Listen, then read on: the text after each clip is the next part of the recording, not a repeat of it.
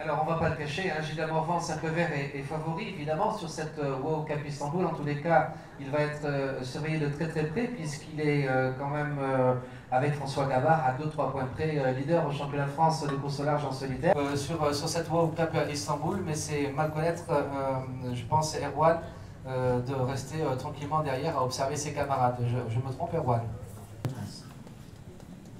Bah ouais, j'espère, on ne sait jamais, on n'est jamais à l'abri une contre-performance en Méditerranée, d'autant plus, c'est une course au temps. Et voilà, mais bon, je suis troisième pour l'instant, je ne pense pas trop à ça vraiment pour l'instant. Voilà, jusqu'au dernier mille, il y a toujours moyen de se refaire ou toujours possibilité de revenir sur les premiers et vice versa quand on...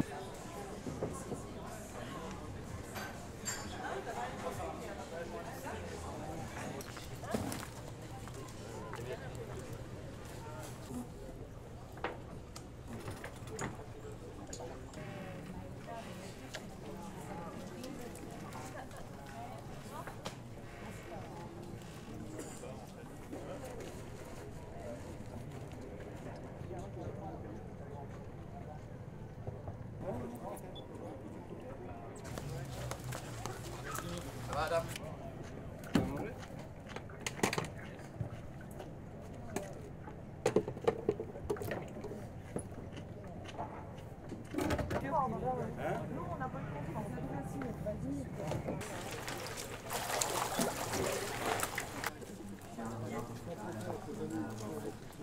Oui, parce que... Non,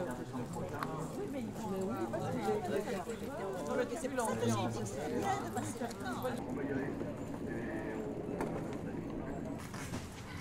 Bonjour monsieur.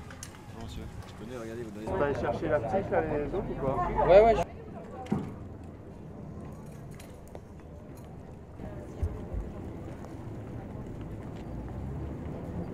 C'est moi, c'est moi.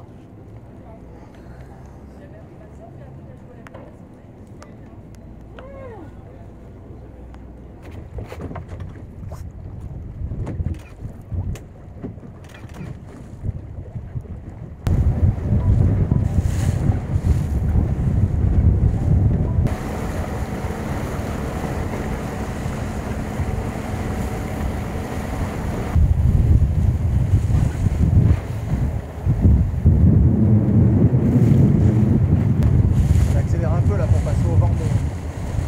C'est là.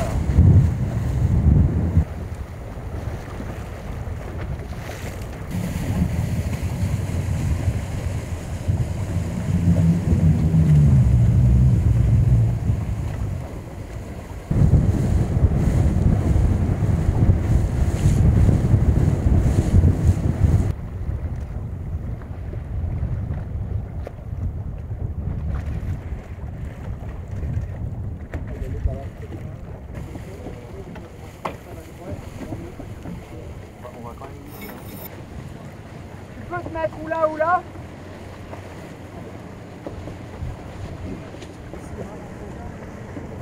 Ils vont abattre, donc attention, ils auront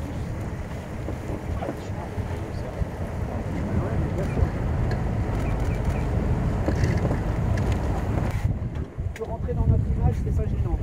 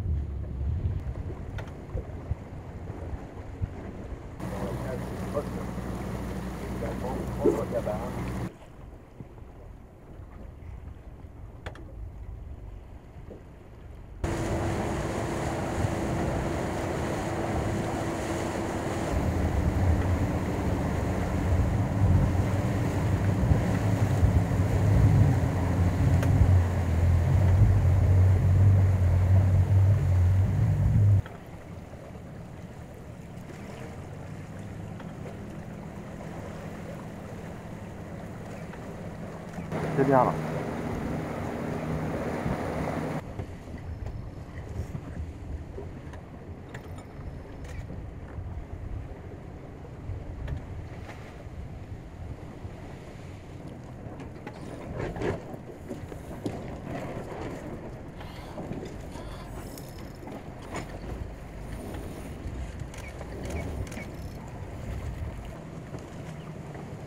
Incroyable.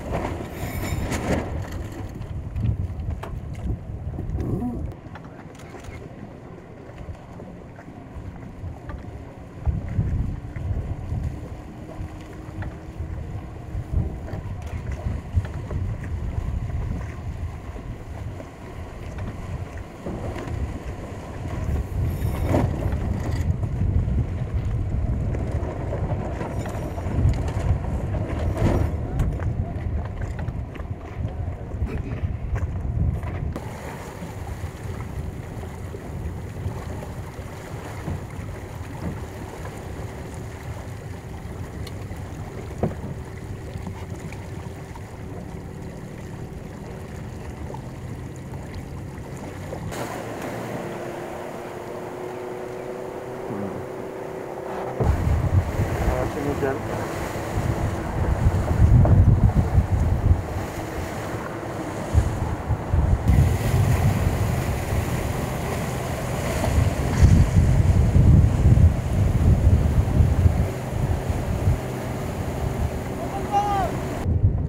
Ça.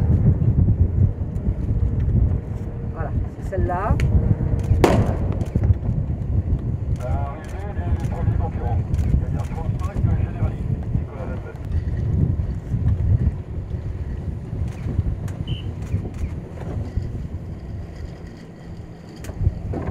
Moi, on peut se faire des trucs pareils.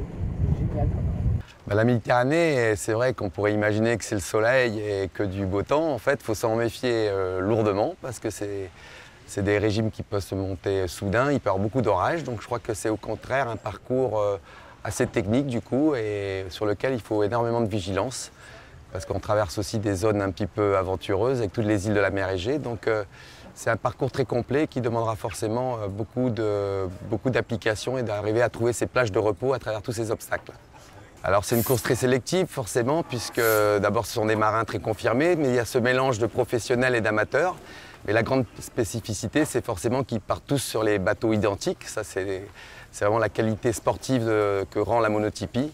Et je crois qu'ici on a affaire à vraiment des sportifs de haut niveau et des amateurs très éclairés. Donc on a un plateau magnifique et sur des bateaux où c'est forcément l'homme qui compte et c'est celui-là qui fera le podium. Ah bah c'est sûr, ouais, c'est la finale du championnat de France. Après, c'est aussi une course à part entière, c'est la Cap Istanbul. Pour moi, c'est une belle course. J'ai vécu des super bons moments ces dernières années, en 2008 et en 2007. Donc voilà, j'ai envie de refaire une belle course sur la Cap Istanbul, j'ai envie de me faire plaisir. J'ai envie de continuer à progresser parce qu'en ce moment, j'apprends beaucoup de choses, donc j'ai envie de continuer sur cette voie. Et la cerise sur le gâteau, en effet, à la fin, c'est si jamais ça marche bien, il y a la possibilité d'avoir un podium sur le championnat de France, voire d'avoir un titre. Et pour moi, c'est vraiment la cerise sur le gâteau, quoi. Déjà, l'objectif, c'est de faire une belle course et de continuer à progresser. On navigue très peu en mer Méditerranée, en course large. On a quand même 95% de nos courses qui se situent sur le bassin atlantique. Et c'est aussi un plaisir pour moi de naviguer sur ce bassin-là parce que c'est une mer que j'aime bien, qui change. C'est une façon de naviguer qui est différente. On passe dans des endroits où il y a des reliefs assez élevés, il y a des thermiques assez puissants, donc il y a beaucoup de phénomènes de micro-météo qui sont assez importants.